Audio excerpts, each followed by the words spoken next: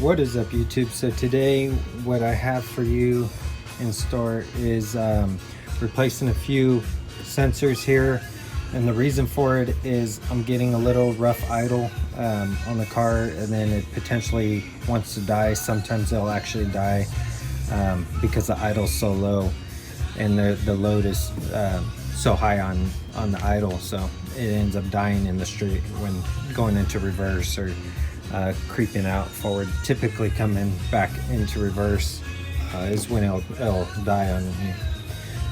So a few of the sensors that I got is the throttle positioning sensor. I got a map sensor, which is this one, and I'll share the part numbers right now, and idler sensor. Okay, so this one goes into the carb. This one kind of sits up on the vacuum side of it, on that side, and then this one plugs in over there as well. So for the idler sensor, let's get these out and show you what they look like and then match them up to their corresponding boxes. Okay, so starting with the idler sensor, basically this is all spring loaded. It gets gunked up in there and it prevents idling to idle down properly. And then this is the part number for it. Okay, I got this on eBay. If you buy it from like Kragen or AutoZone, you're gonna be expected to pay somewhere around the $50 range for this sensor. I bought it on eBay. I believe I paid like 10 bucks, 15 bucks for it. Then you got the map sensor. Okay, this is a GM, genuine GM. Okay, and this one goes to your vacuum, and then it has a power plug hookup. And that's the part number for that. Okay, this one typically is going to run you that $40 or $50 range at those places, and on eBay I ended up picking it up for around 20 bucks. Okay, and then you have your throttle positioning sensor right here, and the throttle positioning sensor, this one's from, let me see, it's from Integrated Control USA. Okay, there's warranties on these. I think they're about a year or so, but this is the part number for it if you're interested in buying it. I bought this on eBay, same thing. I only paid on eBay, I believe, like 10 or 15 bucks for this sensor as well. And of course at the stores they wanted about that $50 price range. Other places sell these online. The reason why I went through eBay for these things is for because I do a lot of shopping on eBay and Amazon, so shipping was free, and also since I'm already acquainted with their site, it's much easier for me to do business on those sites. But other places might have it for the same price, if not a little bit more, depending on what you're comfortable with when buying these.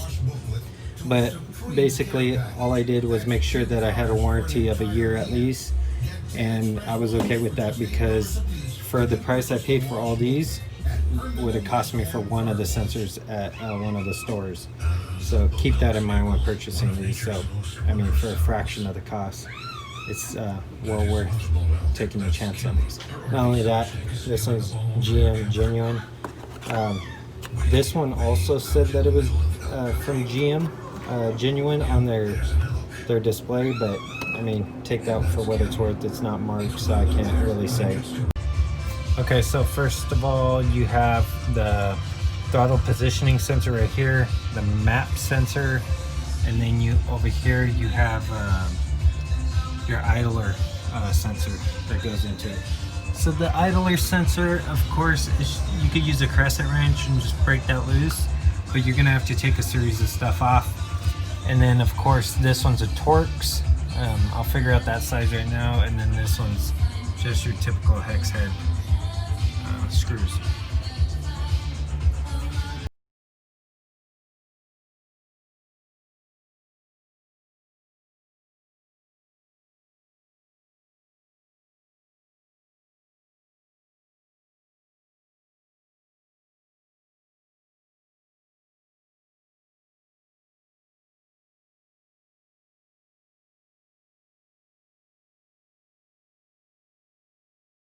So to get the Torx off here, what you're gonna need is a T25 Torx. This one's a tamper-proof one. You don't need tamper-proof for these ones. Regular Torx would work fine. You may have to take off the bolt, the 2 bolts right here that are in this area to take this plate out in order to reach it. I don't like doing that because I don't want to have to do more work than I need. So what I'm going to do is just put this Torx on here because it's a little short stubby, and use a wrench or whatever to undo it if I'm not able to get this in there. If you have a wrench like this without this back piece, it would definitely work perfect, but I don't have one, so if I can't get this to work, what I'm going to do is just put the little Torx in there and then undo it. Okay, so that's a Torx 25. And then to take off your map sensor right here, so to take off this thing, what you're going to need is a socket, which is a 9/32. Let's see if that can focus. So you're going to need this 9/32 socket, and then you're going to take off 2 screws that look like this on it, and then that pops out like that. So this is what you want to take off first. So take that off first, pop these out. I put tape on mine because I have a broken tab, so be careful. And then this right here, this plug goes on top. You got to pop that off, get these out of the way. Once I replace that, and then I'm going to use a crescent wrench on here, or adjustable wrench, to pop that piece and take that out. For the idle position sensor, there's actually a difference here. So one thing I noticed right off the bat is on the old one, my gasket cracked, broke, whatever. But this is fully extended out, whereas this one's compressed. Okay? And there's a size difference here. You could kind of tell that this one sticks out a little bit more. I don't know what the deal is with that. I don't know if that's the way it should be or not, but one thing I could tell you is I cannot compress this, so I don't know how this actually works. You may wonder why I replaced 3 sensors. The reason for it is because, of course, you could test them and run your continuity tests and stuff through the sensors and figure out, you know, if which ones are good, which ones are bad. If I had to buy all 3 at the store, I would have definitely probably did that, because I don't want to spend extra money that I don't have to. But since these were cheap enough, I bought all 3. I haven't tested any of the other ones to confirm that they were bad, but from my experience from the last time, when I would make a right-hand turn, my car would die.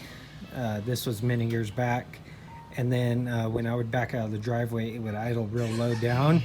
And then before I could, you know, kick it in gear, that load of kicking it in gear would just kill the vehicle. So I mean, I would always have to hit the gas. And that's what led me to believe that it was either the idler position sensor or the throttle positioning sensor. And then the map sensor, when I replaced it last time, there was a reason for that. I can't remember why, but it all works in conjunction with the 3. So I replaced all 3 of them just so I did not have an issue, because it sucks when you're driving down the road and you're going to make a turn and your car dies completely. So that was a major issue. Recently it was just the idling. When I would back out of the driveway, it would die, and eventually it was going to progress into probably just dying on the road on its own. So, you know, might as well nip it in the butt before it becomes an issue. For any of it, take it with a grain of salt. If you're experiencing some issues, of course, look at your stuff that you have and figure out your issue. You know, start with the vacuum stuff, because that's the easiest stuff. Start with all the little tiny things that could prevent you from buying extra parts. In this case, I would have checked the vacuum, because vacuum plays a major role in your idling and your the performance of that and your actual vehicle.